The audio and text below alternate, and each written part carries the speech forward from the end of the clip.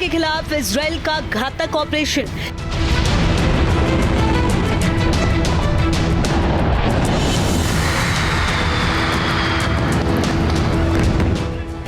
Minute 100 fighter jet, 120 आतंकी ठिकानों पर हमला।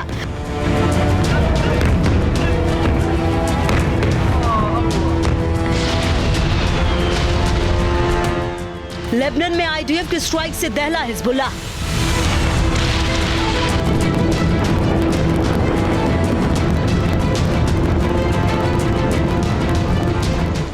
एयर स्ट्राइक के साथ ग्राउंड अटैक ने तोड़ी आतंकी कमर।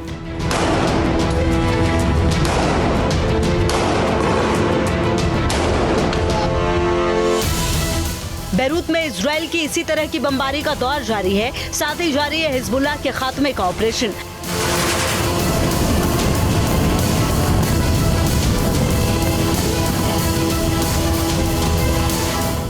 इजराइल की सेना के फाइटर जेट्स लगातार हिजबुल्लाह के ठिकानों को टारगेट कर रहे हैं। तमाम हमले पुख्ता जानकारी मिलने के बाद होते हैं। निशाना उन बिल्डिंग्स को ही बनाया जाता है जहां आतंकवादियों के छिपे होने की खबर मिलती है।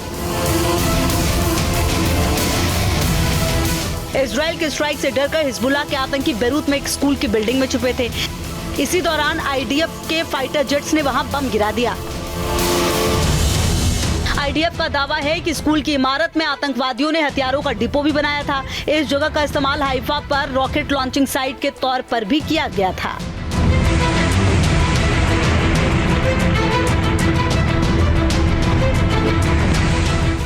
आईडीएफ के 100 लड़ाकू विमानों ने लगातार 1 घंटे तक बैरूत के आसमान से बारूद बरसाया और हिजबुल्लाह के 120 साइट को निशाना बनाया।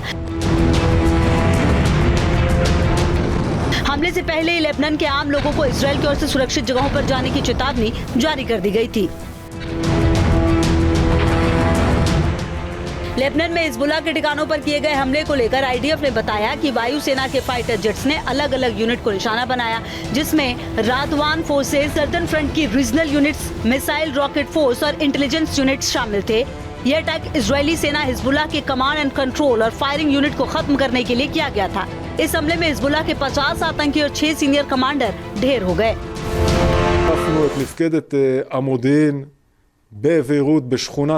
במרחב הדחיה, זו המפקדה של ראש מטה המודיעין אבו עבדאללה מורתדה, ויחד איתו אנחנו יודעים שהאשם ספי הדין היה. תוצאות התקיפה האלה נבדקות עדיין, חיזבאללה מנסה להסתיר את הפרטים, אנחנו נדע ונעדכן את הציבור.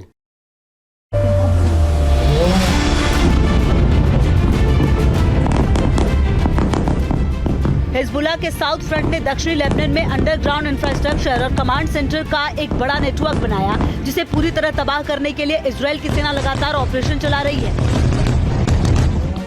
खुफिया रिपोर्ट्स के आधार पर इजराइल की वायुसेना ने इस इंफ्रास्ट्रक्चर को तबाह करने के लिए ताबड़तोड़ हमले किए।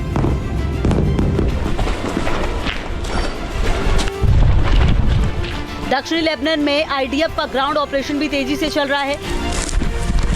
हिजबुल्लाह के ठिकानों पर आईडीएफ के जवानों ने हमला किया। इस दौरान कई टनल को बर्बाद किया गया और हथियारों का जखीरा भी बरामद किया गया। אנחנו כאן, לוחמי יהלום וסיירת צנחנים. במהלך ההתקפה סמוך לגבול הצפון מצאנו מנהרה משמעותית של כוח רדואן. נמשיך לפגוע באויב ובתשתיות שלו על מנת להבטיח שתושבי הצפון ישובו לביתיהם בבטחה.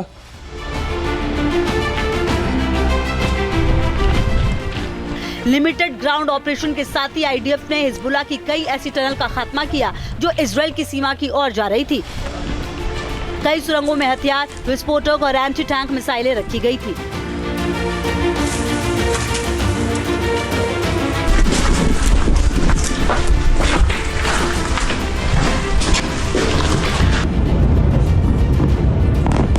आईडीएफ की गोलानी ब्रिगेड ने मारून एल रास में हिजबुल्लाह लड़ाकू परिसर का एक कमांड सेंटर अपने कंट्रोल में लिया, जो उत्तरी इजराइल के लोगों के लिए बड़ा खतरा था। दक्षिणी लेबनान में हिजबुल्लाह के आतंकी इस ठिकाने का इस्तेमाल इजराइल पर हमला करने के लिए कई बार कर चुके थे। यहाँ भी आईडीएफ को कई हथियार मिले।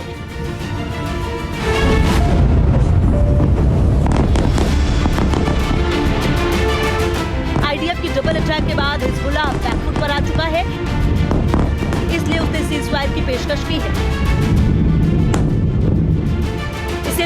अमेरिका ने हिजबुल्लाह के पुराने बयान भी याद दिलाकर घेरने की कोशिश की। So for a year, you had the world calling for this ceasefire. You had Hezbollah refusing to agree to one.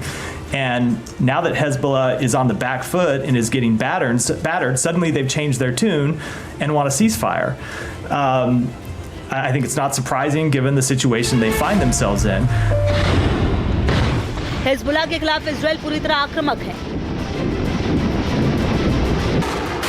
Nasrallah के मारे जाने के 11 दिन बाद हिजबुल्लाह ने युद्ध विराम का राग अलापा है, मगर इजराइल की सेना जिस हिसाब से लेबनान में ऑपरेशन चला रही है उससे फिलहाल सीज फायर के आसार कम ही नजर आ रहे हैं। मतलब हिजबुल्लाह के खिलाफ आईडीएफ का एक्शन जारी रहने वाला है। Team news nation.